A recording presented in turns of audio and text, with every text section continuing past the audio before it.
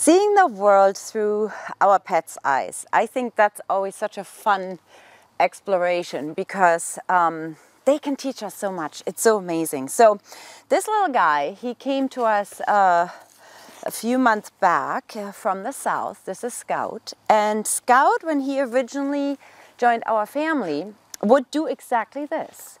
Every time we went outside, he would plop on the ground and roll on his back and roll around in the grass and do all kinds of fun stuff. And and he initially, of course, and even a couple of dog trainers told us, oh, that's his way of surrendering and whatnot, and that's maybe somewhat true because he is a more submissive dog.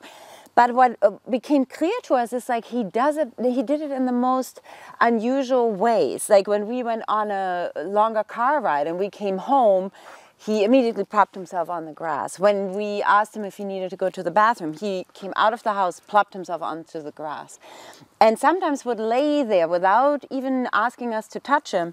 He would lay there for minutes, really minutes, and he wouldn't go to the bathroom. And at one point I asked a dog trainer and she's like, oh, you got to get him out of this. You got to get him immediately to pee because you're never going to have him stop this behavior and whatnot. And somehow that didn't feel right to us. And so the more we observed him, the more we realized lying on the grass actually soothed him. He was somewhat anxious when he first came to us, and even nowadays when we drive too long in the car, he gets nauseous. We can feel he gets like a little antsy, and the moment he gets out of the car and lies down on the ground, it's almost like he regroups and he re-energizes himself and creates this connection that he needs in order to feel good again. And it's very fascinating to us since we have had him now for 4 months. He rarely does it anymore when he comes out of the house, because I think the house is now his safe place. It's his soft spot. We are his people. He now believes that after being shuffled around for 8 months in his life, now he's finally at home. And so he doesn't need to regroup and recycle his energy with Mother Earth so much anymore, but he still does it with long car rides. He does it if we take him to an event where there's a lot of hustle and bustle.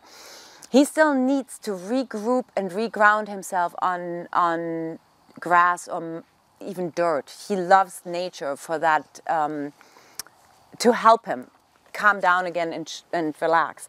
So this is such a different way of seeing something through your animal's eyes. You know, something that can be looked at as like, oh, this is bad behavior. Oh, you should, you know, nip this in the bud right away. You know, he shouldn't get used to this kind of lounging around and hanging around on the grass. Ended up being really, really important for this boy. And nowadays when he goes out to pee, you know, we open the door, he goes, he pees, and then it comes right back in. So the actual issue got, you know, resolved itself, you know, by us just being patient. But in the meantime, we learned a really key piece that when we know he throws himself on the ground, not like this, now he's playing obviously, but when he throws himself on the ground, we know he needs a break, he's overwhelmed, he needs to regroup and ground himself, and that's such a great thing to know. So really, you know, be creative in your observation and in your ideas of why your animal does maybe what he or she does. And I'm going to be working on some no biting training right now. All right, have fun with it.